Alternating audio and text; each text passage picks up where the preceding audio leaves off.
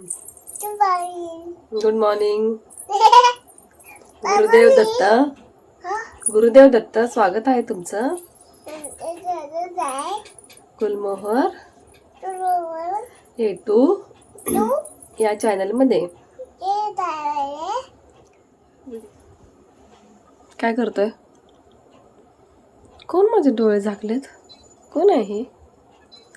हे कोण आहे? अर्णव भैया आहे का? अर्णव भैया कोण आहे? अर्णव भैया. अरे हे कोण आहे उंदीर इकडं? अरे अर्जुन आहे, अर्जुन दादा. अर्जुन दा, अर्जुन दा, अर्जुन दा, अर्जुन दा.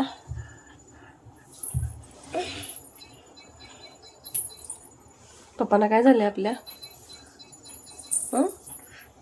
अरे आपल्या पप्पांना काय झाले रे?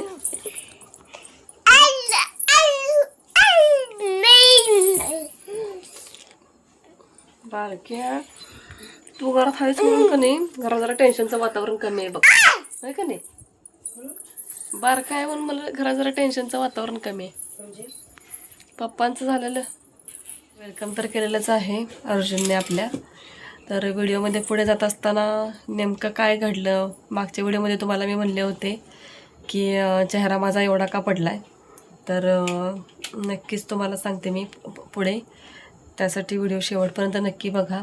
आणि काय एवढा सिरियस मॅटर झाला आहे, काय झालेलं आहे हे सांगण्याच्या अगोदर आपण पहिल्यांदा रेसिपी बघूया आणि नंतर मग मी तुम्हाला सांगते की काय झालेलं आहे आमच्या आयुष्यात.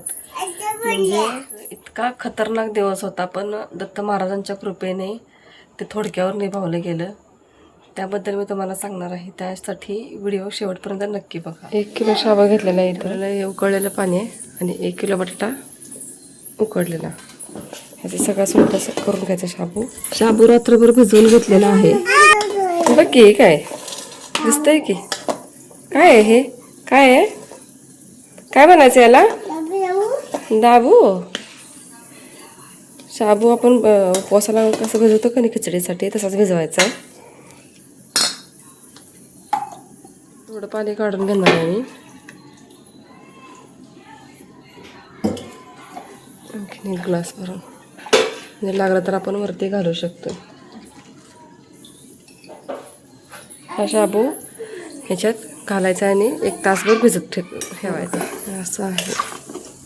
आता हे झाकून ठेवायचं. जर तुम्हाला गडबड असेल किंवा जास्त वेळ झालेला असेल तर तुम्ही हे थोडा वेळ शिजवू सुद्धा शकता याच्यावर.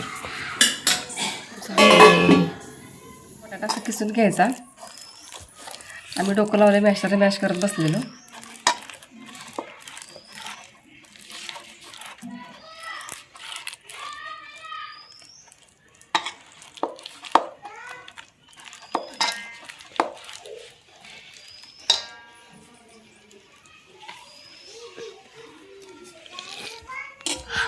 मिरच्या बारीक करायच्या आहेत. मिरच्या बारीक करताना याच्यात आपण थोडा म्हणजे 5 ते 6 लिंबांचा रस ह्याच्यात मी घातलेला आहे. पूर्णपणे ऑप्शनल आहे हे. जर तुम्हाला नसेल घालायचं तर घालू नका.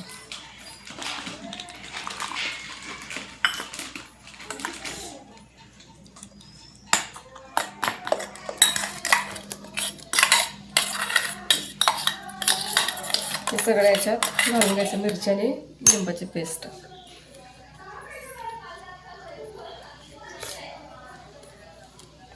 मिरचीचं जर तुम्हाला जर नसेल घालायची मिरची तरी सुद्धा तुम्ही हे स्किप करू शकता, पण ह्याने मिरची घातल्याने टेस्ट चांगली येते. शाबू आपण एकदम उकळत्या पाण्यात घातल्याने त्यामुळे चांगला फुलला येतो.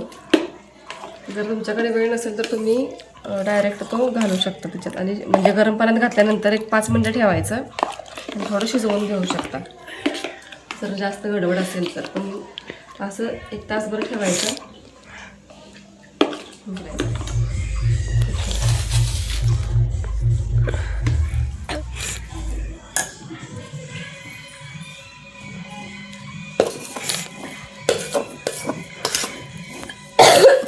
आता घालूया आपण मीठ.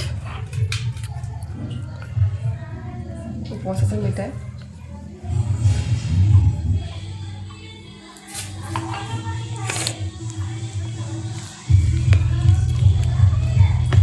मिक्स करून घ्यायचं व्यवस्थित.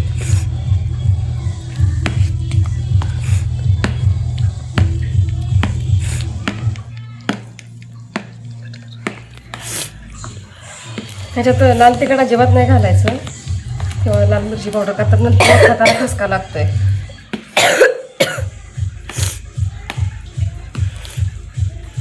ब्राझील मीठ थोडं कमी पडलेलं म्हणून मी वरतून घातलेलं आहे.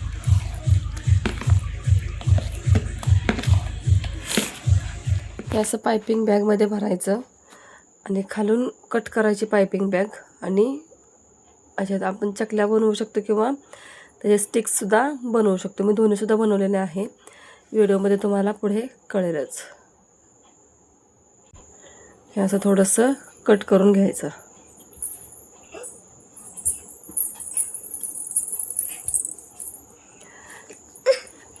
त्यातलं पाणी आणखीन एक ग्लास जरी काढला असतं तुम्ही काढला तरीसुद्धा चालेल.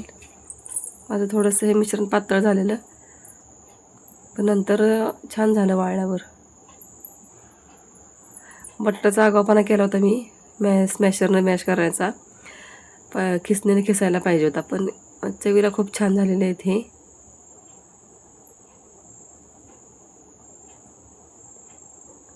पटपट पटपट घालून पण होतंय, वेळ पण वाचतोय.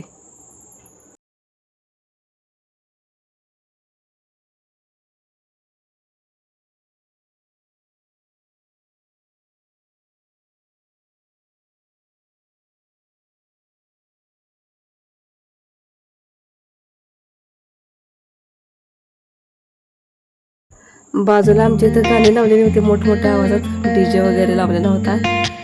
त्या गाण्यावर कसं नाचायचं चाललंय बघायचं. गाणं लावायची फुरसत की चालूच करतोय हा, हो की नाही अर्जुन? इथे मी आता हे स्टिक्स करत आहे. माझी पण तब्येत खराब झाली थोडी, सर्दी खोकला. तुला आलाय? नाही शेंबी आली, शेंबी आले. आणि आज तू कुठे गेला होतास? महालक्ष्मीला गेला होतास की नाही? अंबाबाईला. अंबाबाई 4 दिवस मी याला खडखडीत उन्हात वाळवलेला आहे. आणि आता हे तळल्यावर बघा एकदम छान खुसखुशीत लागतात. म्हणजे एक कसं बटाटा आणि शाबूच्या चकल्या हे लागतात, कडक लागतात, अजिबात लागत नाही. जसं असं वाटतं की बटाट्याचे वेफर्सच आहेत हे. म्हणून मी याला नाव दिलेलं आहे साबुदाणा बटाट्याचे वेफर्स. नक्की ट्राय करून बघा आणि कसे झालेत ते मला नक्की सांगा कमेंट करून. खूप सोपी आहे रेसिपी, कुणीसुद्धा करू शकेल. व्हिडिओ आवडला तर नक्कीच लाईक करा. कुठे घेऊन चाललाय हा? कुठं जायचं आहे?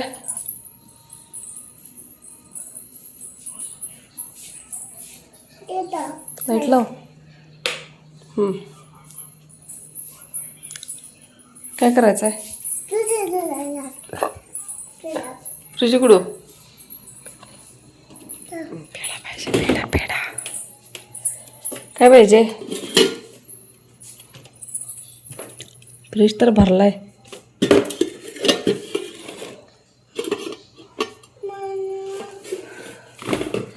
काय पाहिजे? कपडे भिजवलास तू? बंद कर फ्रीज. काय पाहिजे तुला?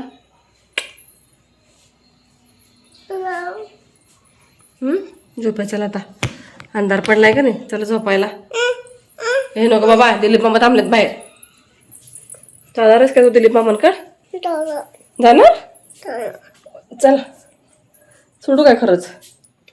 दिलीप मामा या हो. नको नको बाबा. तू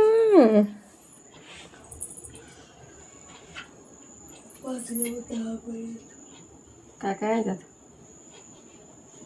ते काय सब्जा दिनो सजा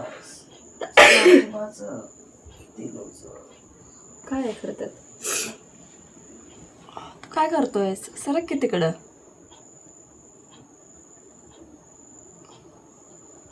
कुठल्या तरी एका प्रवासाला चाललेत आणि त्या प्रवासाचा एक्सपिरियन्स सांगितलाय. कुठल्या प्रवासाला?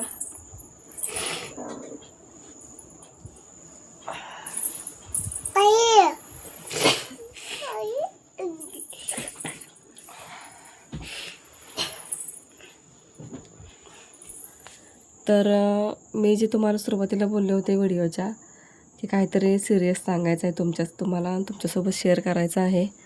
आणि तुम्हाला सांगितल्याशिवाय म्हणजे मला तरी बरं वाटणार नाही, का तर तुम्ही माझी फॅमिली आहात. तर असा हा दिवस आमचा सुंदर सुरू झालेला होता त्या दिवशी 10 मार्च दिवशी. आणि इतकं सुंदर सगळं चाललं होतं रोजचं रुटीन. आणि एकदा असं म्हणजे 1:30-1:45ला एक असा फोन आला की 3 वाजता भाऊकीत एक कार्यक्रम होता म्हणून अर्णव अर्जुनचे पप्पा लवकर ऑफिसला जाणार होते, का तर त्यांची कायम नाईट असते. मी आता हे पहिल्यांदा सांगते तुमच्यासोबत, मध्ये मध्ये डे पण असते कधीतरी. पण झालं असं की त्या दिवशी लवकर जाऊन लवकर येणार होते, हाफ डे करणार होते ते. आणि म्हणून जेवण झालं होतं, आईस्क्रीम वगैरे आम्ही सगळं खाल्लं. त्यावेळेस इतकं छान वाटतं, म्हणजे असं ध्यानीमनीसुद्धा नसेल कोणाच्या की असं काही घडेल आपल्या आयुष्यात. आणि जेवण वगैरे झालं, जेवणाची ताटं वगैरे तशीच होती.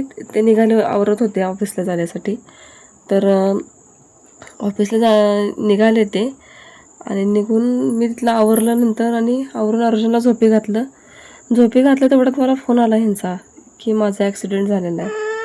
माझ्या तर पायाखालची जमीनच सरकली. म्हणजे नेमकं काय करू हे समजेना. अर्णवला म्हणलं चल, म्हणलं पटकन मामांना उठव म्हणलं. नशिबानं तो घरात होता म्हणून ठीक आहे. तर त्या दिवशी मी काय करणार होते मला नाही माहिती नाही, की अर्णवसुद्धा रडायला लागला. अर्जुन तर काय झोपलेलाच होता. मग वरती आमच्यात भाडेकरी आहेत, त्यांना मी बोलवलं खाली आणि त्यांना सांगितलं की तुम्ही फक्त लक्ष द्या, मी निघाले म्हणलं. मग मी आणि माझा भाऊ तिथे गेल्यावर जाईपर्यंत इतके नको ते विचारत होते डोक्यात माझ्या. आणि मला एक मन म्हणायचं की ते बोलतात म्हणल्यावर त्याच्या म्हणजे व्यवस्थित आहेत. आणि तिथं दवाखान्यात जाऊन बघितलं तर त्यांचा एक्सरे वगैरे झाला होता. आणि डाव्या साईडला कॉलरबोनला त्यांना हेअर क्रॅक आला होता. म्हणजे ॲक्सिडेंट असला डेंजर होता. म्हणजे की धडक दिली होती ती स्कॉर्पिओ गाडी होती, नवीनच गाडी होती ती. आणि ते लोक आपल्या इथले लोकलचे सुद्धा नव्हते ते, म्हणजे हे स्पीडमध्ये होते.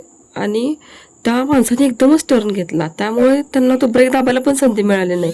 आणि उडी मारून ते बोनेटवर उडी मारून साईडला पडले होते डिवायडरवर. आणि हेल्मेट होते म्हणून वाचले. खरंच प्लीज हेल्मेट वापरत जा सगळेजण. आणि एवढ्या मोठ्या ॲक्सिडेंटवर म्हणजे हायवेवरती माझा नवरा आज वाचलेला आहे, त्या फक्त हेल्मेटमुळे. आणि वेळेत त्यांना उपचार मिळाले त्यामुळे. नाहीतर मग त्यांच्यासमोर तर रडत सुद्धा नाही की काय नाही. त्यामुळे कधी प्लीज तुम्ही गाडी चालवताना सावकाश चालवा. याचा पुढचा भाग मी नेक्स्ट ब्लॉगमध्ये सांगेन. लाईक करा, शेअर करा, चॅनलला सबस्क्राईब करा. सबस्क्राईब.